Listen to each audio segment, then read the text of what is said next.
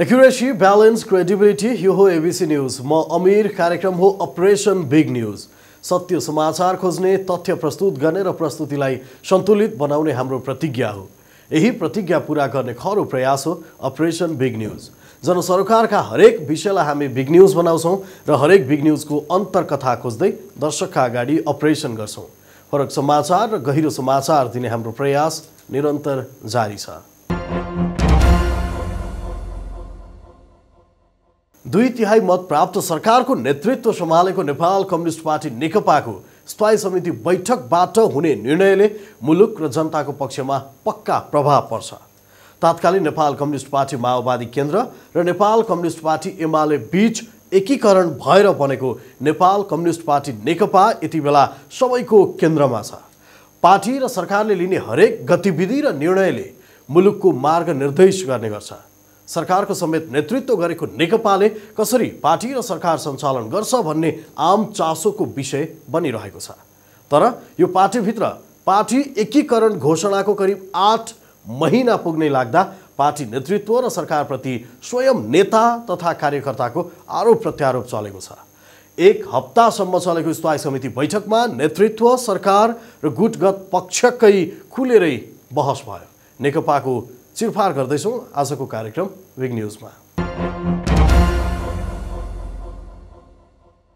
पार्टीले केन्द्रीय तहमा सचिवालय, स्थायी समिति, केन्द्रीय समितिको संरचना भए पनि पार्टी गतिशील र चलायमान नभएको भन्दै नेता कार्यकर्ताले असन्तुष्टि जनाए बैठकमै।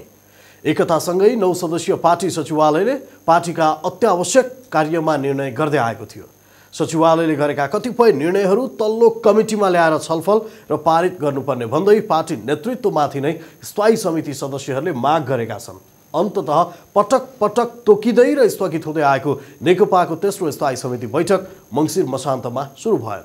अध्यक्षद्वयले पेश गरेको राजनैतिक प्रतिवेदनको साथै नेता वामदेव गौतमले पेश गरेको फरक प्रतिवेदनमा बहस र छलफलपछि अध्यक्ष प्रचण्डले जवाफ दिएका छन्।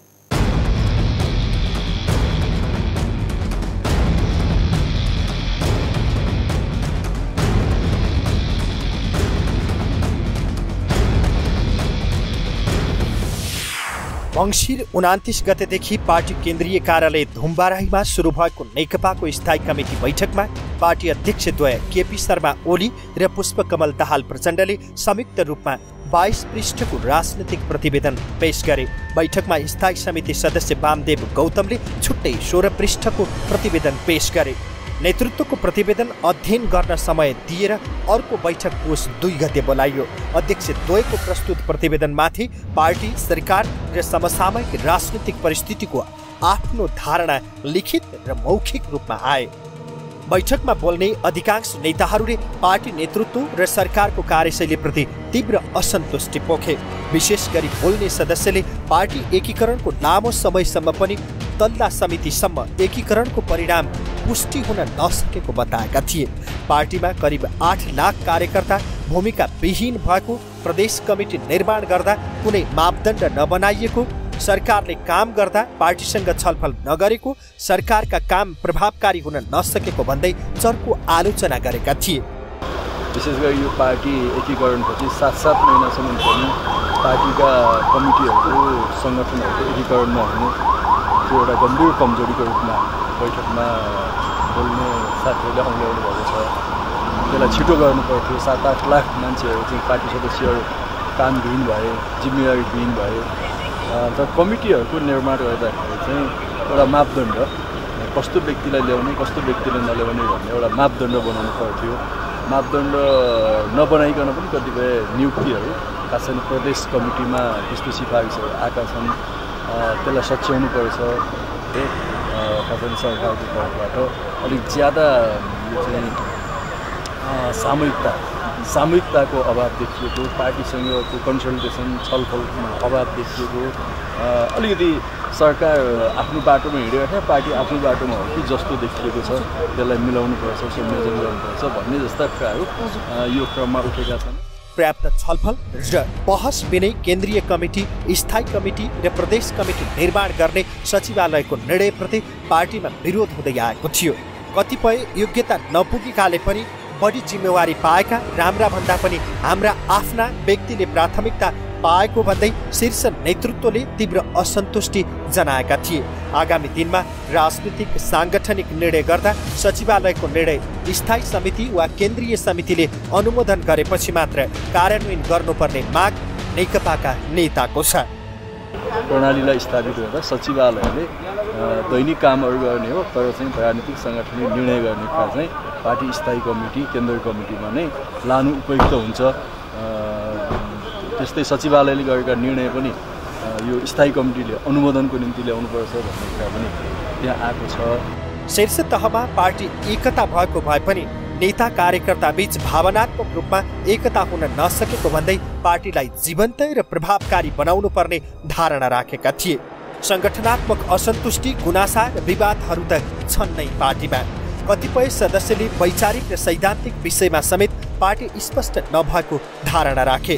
नेता झलनाथ खनालले सरकार र पार्टीका गतिविधिप्रति तीव्र असन्तुष्टि पोखे। खनालले पार्टीलाई वैचारिक, साङ्गठनिक र सैद्धान्तिक रूपले नै एकीकरण भएको अनुभूति गराउनु पर्ने बताए। अहिले सरकारको बारेमा पनि पार्टीको बारेमा पनि पार्टी एकीकरण भयो। एकीकरण भइसकेपछि तलसम्म अहिलेसम्म एकीकरण भएको छैन। यी कुराप्रति कतिपय गुनासा पनि आइरहेछ। यसको साथसाथै अब चाँडोभन्दा चाँडो एकीकरण गर्नु पर्यो। पार्टीलाई वैचारिक रूपले पनि, राजनीतिक रूपले पनि, सैद्धान्तिक रूपले पनि, सङ्गठनात्मक रूपले पनि एकताबद्ध गर्नु पर्यो भन्ने भावना चाहिँ एकदम प्रबल रूपले उठ्यो। नेकपा 2/3 शक्तिशाली सरकारको रूपमा भए पनि आन्तरिक दम्भकै कारण जनपक्षीय काम हुन नसकेको नेतृत्व स्वीकार गर्छन्। 2/3 घमण्ड गर्ने विषय नभएको र जिम्मेवारी सहित चुनौतीको रूपमा लिएर यसलाई अवसरमा परिणत गर्न सरकार चुकेको हो। 2/3 प्राप्त हामीले गरेको छौँ, तर त्यो 2/3 प्राप्त भनेको चाहिँ हामीले घमण्ड गर्ने विषय होइन। 2/3 भनेको हामीले मनपरी गर्न पाइने छुट पाउने कुरा पनि होइन। त्यो 2/3 भनेको त हाम्रो जन चुनौती हो। अब यो 2/3लाई हामीले कसरी चाहिँ कायम गर्ने, त्यसकारणले गर्दा त्यस्तो अवस्थामा यो सरकारलाई यो जिम्मेवारी, अहिलेको ऐतिहासिक जुन जिम्मेवारी छ त्यो जिम्मेवारीलाई चाहिँ अगाडि बढाउनुपर्छ। र पार्टीभित्रको अव्यवस्थित सङ्गठनात्मक पद्धति र कार्यशैली अस्पष्ट रूपमा अघि बढेको छ। समृद्धिको सपना देखाएको सरकारले पार्टीसँग छलफल नगर्दा सरकार र पार्टी नै फरक फरक बाटोमा हिँडेको जारी क्रियाकलापले स्पष्ट पारेको छ।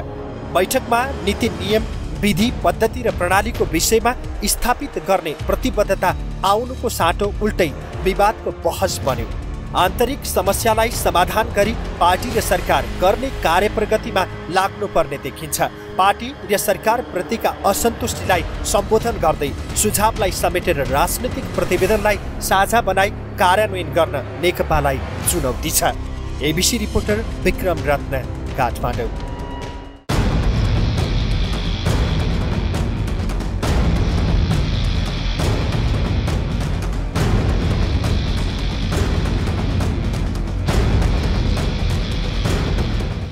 नेकपालाई यति बेला मुलुक कता लैजाने भन्ने ठुलो अवसर आए पनि पार्टी नेतृत्व गम्भीर नदेखिएकाले नै अन्योलता छाएको स्वयं शीर्ष नेताले आरोप लगाउने गरेका छन्। नेकपाले निर्वाचन ताकाका प्रतिबद्धता गरेको वाचालाई सम्बोधन गर्न सकेकै छैन। क्रान्तिको श्रृङ्खलापछि दुई पार्टीको एकता भएको र पार्टीलाई ठुलो जिम्मेवारी आएको भए पनि गुटगत बिमेल र बहसकै कारण अवसर कसरी सदुपयोग गर्ने भन्ने प्रश्न उठ्न थालेको छ। यता पार्टी नेतृत्व सरकारमुखी मात्र भएको देखिन्छ। पार्टीले सरकार चलाउनु पर्नेमा सरकार मनमौजी चलेको आरोप नेताहरूबाटै लाग्छ। निर्वाचनमा एकता चाहेरै 2/3 बहुमत आए पनि सत्तामा पुगेपछि जनमत बमोजिम सम्बोधन भएको नभएको गुनासो आउन थालेको छ। 2006 सालदेखि नेपालमा वामपन्थी जनमत बढ्दै आए पनि जनपक्षीय कामकै आधारमा निकै उतार चढाव खेप्नु परेको छ। रिपोर्ट देखाउनेछौँ केही बेरको ब्रेकपछि। नेकपाको जारी स्थायी समिति बैठकमा सरकारको कार्यशैलीबारे तीव्र आलोचना भयो। बैठकमा धारणा राख्ने अधिकांश नेताहरूले सरकारले जनअपेक्षा अनुरूप काम गर्न नसकेको, एकपछि अर्को गर्दै विवादास्पद निर्णय गरेको, विभिन्न आपराधिक क्रियाकलापमा संलग्न अपराधीको पहिचान र कारवाही गर्न नसकेको, विवादास्पद संस्था एसिया पेसिफिक समिटको कार्यक्रममा सरकार सहभागी भएको र सरकारले कुनै पनि काम गर्न पार्टीसँग सल्लाह नगरेको लगायतका विषयमा आलोचना गरेका छन्। तर सरकारमा सहभागी मन्त्री तथा केही नेताले सरकारले जनअपेक्षा अनुरूप काम गरेको भन्दै बचाउ पनि गरेका छन्।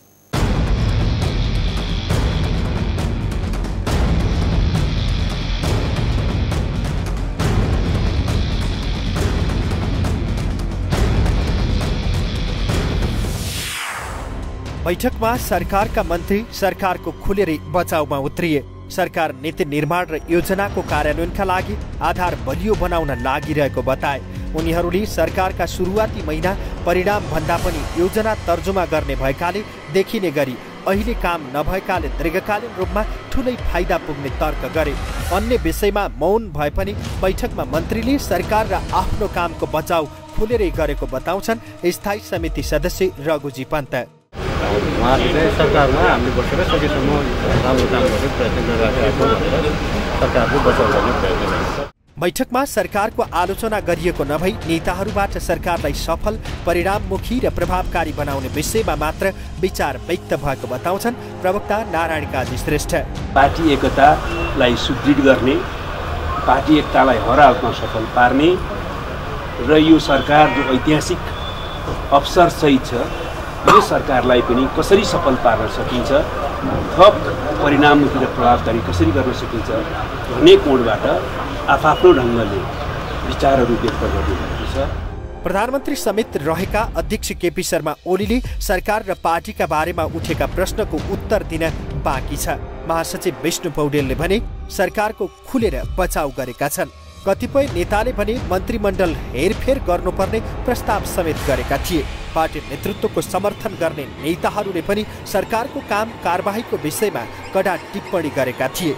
नेकपाका अध्यक्ष पुष्पकमल दाहाल प्रचण्डले बैठकबाट पार्टीको एकताका साथै सरकारलाई सफल बनाउन आधार तयार गर्नुपर्ने धारणा राखेका छन्। सदस्यले राखेको विचारपछि जवाफ दिने क्रममा प्रचण्डले सरकारको सकारात्मक कामको प्रचार गर्दै नकारात्मक कामलाई सल्लाह सुझावबाट अघि बढाउनुपर्ने धारणा राखेका छन्। अध्यक्ष प्रचण्डले बैठकमा उठेका आलोचनाबाट नेतृत्वलाई आफ्नो कमजोरी पत्ता लगाउन सजिलो भएको बताउँदै आगामी दिनमा यसबाट शिक्षा लिएर सुधार गरिने बताए। उनले पार्टी र सरकारलाई अलग अलग रूपमा नहेरी पार्टीले सरकार सफल बनाउन सम्पूर्ण रूपले सहयोग गर्ने, सरकारले पार्टीलाई सहयोग गर्ने वातावरण बनाउनु पर्ने, सामूहिक नेतृत्व र छलफलको आधारमा अघि बढ्नु पर्नेमा जोड दिएका थिए। उहाँले यो छलफलबाट पार्टी एकतालाई बलियो बनाउने मात्रै होइन, सरकारलाई सफल बनाउन पनि आधार प्रदान भएको छ। सरकारका सकारात्मक कामहरूको दृढतापूर्वक प्रचार गर्ने, सरकारको रक्षा र प्रचारमा एकताबद्ध भएर अगाडि बढ्ने अपिल गर्नुभएको छ।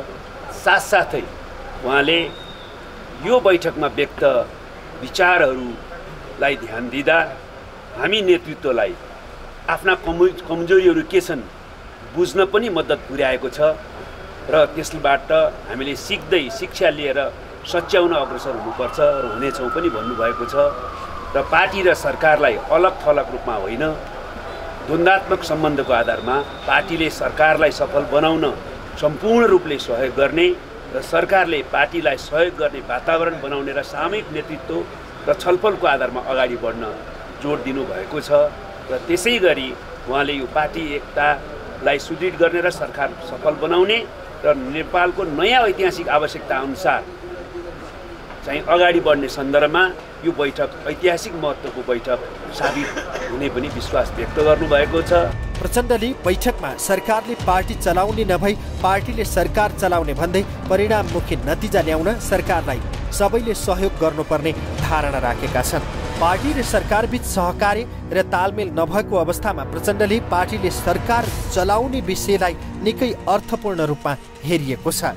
प्रचण्डले जनताको जनवादलाई लिएर भएको बहसलाई पनि सम्बोधन गर्ने प्रयास गरेका छन्। पार्टी एकता नेताहरूको चाहनाले मात्र नभई नयाँ चरणको वस्तुगत आधारमा भएको भन्दै उनले पछाडि फर्किने नभई अगाडि नै बढ्नुको विकल्प नभएको जिकिर गरेका छन्। एबिसी रिपोर्टर विक्रम रत्न, काठमाडौँ।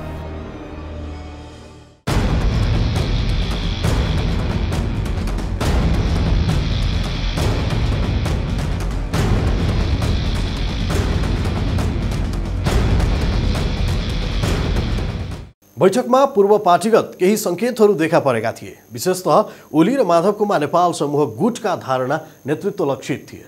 पूर्व माओवादी नेतृत्व भने रक्षात्मक र बोल्न हिचकिचाएको जस्तो देखिए पनि पार्टी एकता संगठन सुदृढीकरणको लागि ऐतिहासिक रूपमा प्रस्तुत भएका थिए।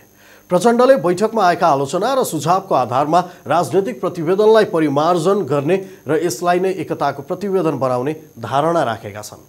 एक महिनाभित्र सांगठनिक एकता टुङ्ग्याउन प्रस्ताव गरे पनि कतिपय नेताले यही बैठकबाट हुनुपर्ने माग राखेका छन्। अध्यक्ष प्रचण्ड त्यसमा सहमत भएका छन्। विचारमा नै मतभेद भए पार्टीमा अन्तरसङ्घर्ष तीव्र हुने भन्दै प्रचण्डले सबै एकै ठाउँमा आउनुपर्ने धारणा राखे। यस विषयमा अर्का अध्यक्ष ओलीको विचार आउन भने बाँकी छ। प्रसङ्ग जोड्दैछौँ एकैछिनको ब्रेकपछि। ब्रेकपछि फेरि स्वागत छ। तपाईँ बिग न्युजमा हुनुहुन्छ। दर्शकवृन्द, नेपालमा कम्युनिस्ट पार्टीहरू टुट्ने, फुट्ने अनि जुट्ने पहिलेदेखिकै रोग हो। जेठ 3 गते इतिहासमै पहिलो पटक 2 कम्युनिस्ट पार्टी एक भएर शक्तिशाली भएका थिए। नेपालमा दक्षिण एसियामै पहिलो पटक ठूलो शक्तिको रूपमा कम्युनिस्ट पार्टी सत्तामा छ। 2 कम्युनिस्ट पार्टीहरू मिलेर ठूलो शक्ति बनेपछि मुलुक नयाँ युगमा प्रवेश गरेको स्वयं पार्टीका दुवै अध्यक्षहरूले दाबी गर्दै आएका छन्। उनीहरूले एकतासँगै अब समृद्धिको लक्ष्य पूरा हुने दाबी समेत गरेका छन्। पार्टीका बीचमा चुनावी एकता भई निर्वाचनमा जाँदा बहुमत पनि प्राप्त भयो। जनतालाई विश्वास दिलाएकै कारण कम्युनिस्टको 2/3 सहितको सरकार बन्यो। तर सत्तामा रहेको कम्युनिस्ट बीचमा एकता भए पनि जनताको आवश्यकता र जनजीविकाको विषय सम्बोधन गर्ने सवालमा सरकार र पार्टी एक हुन भने सकेको छैन।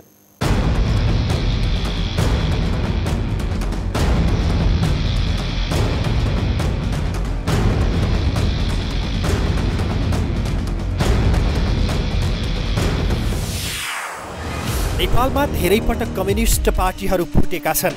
स्वार्थको राजनीतिमा देशी विदेशी शक्तिहरूले कम्युनिस्ट पार्टीहरूलाई फुटाउने गरेका छन्। तर फुटको श्रृङ्खलालाई पूर्ण विराम लगाउने भन्दै स्थायित्व, सुशासन र आर्थिक समृद्धिको दिशामा अघि बढ्न तत्कालीन एमाले र माओवादी केन्द्रले गरेको प्रतिबद्धता स्वरूप जनताको पक्षमा लाग्ने उद्घोष गरेका थिए। 2 पार्टी मिलेर नेपाल कम्युनिस्ट पार्टी बन्यो। नेपालकै इतिहासमा सबैभन्दा शक्तिशाली राजनीतिक दल पनि बन्यो।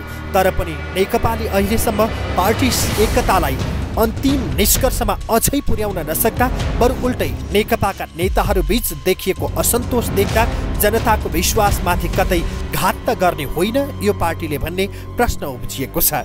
2074 असोजदेखि नै गठबन्धन बनाएर चुनावमा होमिएको वाम गठबन्धनले जनताका अगाडि स्थायी सरकार र समृद्धिको नारा लगाएको थियो। विकास र समृद्धिकै बाचा गर्दै 2 पार्टीहरू एक भएका थिए। पार्टीले भने जसरी नै जनताले पनि साथ दिए।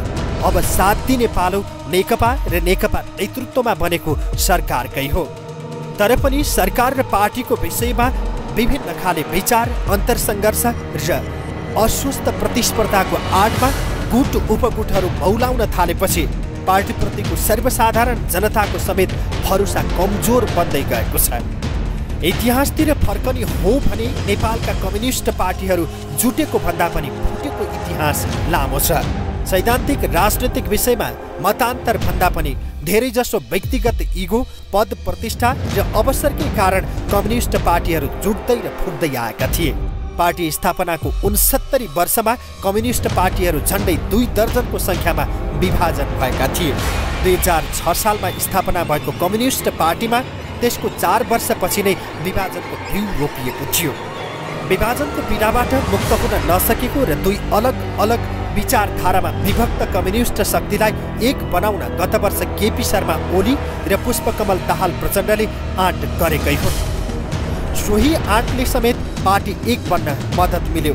तर शक्तिशाली कम्युनिस्ट पार्टी जति शक्तिशाली बन्नुपर्ने थियो, पार्टी र शीर्ष नेतादेखि कार्यकर्ता, समर्थक र शुभेच्छकसम्म जति सम्बन्ध स्थापित हुनुपर्ने थियो त्यो हुन सकेन।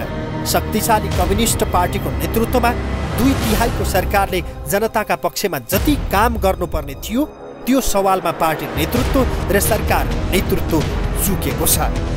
राम्रो मात्र काम गरेका छौं भनेर जति दाबी गरे पनि आम जनमानसले थाहा पाउने गरी वर्तमान सरकारबाट कैयौं नराम्रा काम भएका छन्, जसका कारण अलिअलि भए गरेका राम्रा काम पनि ओझेलमा परेका छन्। पार्टी र सरकार बीचको सम्बन्ध केवल 1-2 नेतामा मात्र सीमित हुँदा सरकारको कामले स्वेच्छाचारी दिशा समात्ने सम्भावना हुन्छ। स्थायी कमिटी बैठकमा अधिकांश नेताहरूले दर्शाएको चिन्ता यसैमा केन्द्रित छ। पार्टीमा गुटबन्दी मौलाउँदै जाँदा नेकपा साँच्चीकै अप्ठ्यारोमा परेको छ। पूर्व माओवादी केन्द्रका गुट बिलाएका छन्, तर पूर्व एमाले भित्र रहेको ओली र नेपाल गुटको सीधा प्रभाव छताछुल्ल छ। पार्टीका नेताहरूले सामाजिक सञ्जाल प्रयोग गर्दै एक अर्कालाई खुल्याउन ठूलो शक्ति खर्च गरेका छन्, जसका कारण शक्तिशाली कम्युनिस्ट पार्टी 1.5 वर्ष पहिलेकै जस्तो कमजोर र शक्तिहीन पार्टी देखिएको छ। यो पार्टी कमजोर बन्दै जाँदा, यो पार्टी नेतृत्वको सरकार निरन्तर आलोचित बन्दै जाँदा त्यसको प्रभाव त आगामी निर्वाचनमा पक्कै देखिनेछ। तर जनताको अभूतपूर्व समर्थन प्राप्त पार्टी र सरकारले जनपक्षीय काम केही गर्न सकेन भने आफैले वाचा गरेको विकास र समृद्धिको सपनालाई गफमा मात्र सीमित गर्यो भने त्योभन्दा भयानक दुखान्त अरू हुने देखिँदैन। नेकपा त कमजोर हुने नै छ, देशको राजनीतिलाई समेत वर्षौं पछि धकेल्ने प्रश्न देखिन्छ। यसका लागि आफूले केही भूमिका प्रवाह नगरी केवल शीर्ष नेतृत्वलाई मात्र आलोचना गर्ने प्रवृत्ति जति घातक छ, नेतृत्वले आफू र आफ्ना वरिपरि गणेश परिक्रमा गर्नेहरू मात्र सबथोक हुन् भन्ने प्रवृत्ति त्योभन्दा घातक छ। अहिले अस्थिर सरकारको नेतृत्व गरेको नेकपाले पार्टी र सरकारको तर्फबाट विगतको निर्वाचनमा गरिएका प्रतिबद्धतालाई अक्षरशः पालना गर्नु नै सबैको हितमा देखिन्छ। निर्वाचनमा गरिएका प्रतिबद्धता कसरी कार्यान्वयन हुन्छन् भनेर आम नागरिकले कम्युनिस्ट सरकारप्रति नियालिरहेका छन्। यो समयमा नेकपा पार्टी नेतृत्वले सरकार र पार्टीलाई बलियो बनाउँदै पार्टी एकतालाई स्थानीय तहसम्म पूर्णता दिन जरुरी छ। पार्टीमा एक अध्यक्ष बिना अर्को अध्यक्षको भूमिका प्रभावकारी नहुने भएकाले सबै सदस्यले जनताको साथमा काम गर्न जरुरी छ। जुनसुकै योजना र रणनीति तय गर्दा जनताको साथ सहयोगमा सफल बनाउन आवश्यक छ। राजनीतिक ब्युरो, एबिसी टेलिभिजन।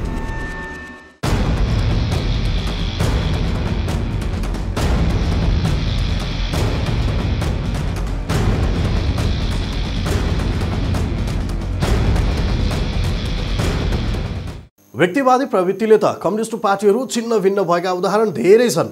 इतिहास हेर्दा पनि पद र सत्ता स्वार्थकै कारण आफ्नो उद्देश्यबाट विचलित भएका छन्। त्यसैले यो सरकार र नेकपालाई जनपक्षीय काम मात्र गर्ने छुट जनताले दिएका छन्। शक्तिशाली नेपाल कम्युनिस्ट पार्टीले अब बाचा गरे अनुसार जनता र देशको लागि समर्पित हुनु बाहेक अर्को कुनै बाटो छैन। यो पार्टीले कार्यकर्ता स्तरसम्म एकताको सन्देश दिँदै देश विकास, समृद्धि र जनताको उन्नतिको लागि समर्पित भएमा मात्रै जनविश्वास सधैँभर रहिरहनेछ।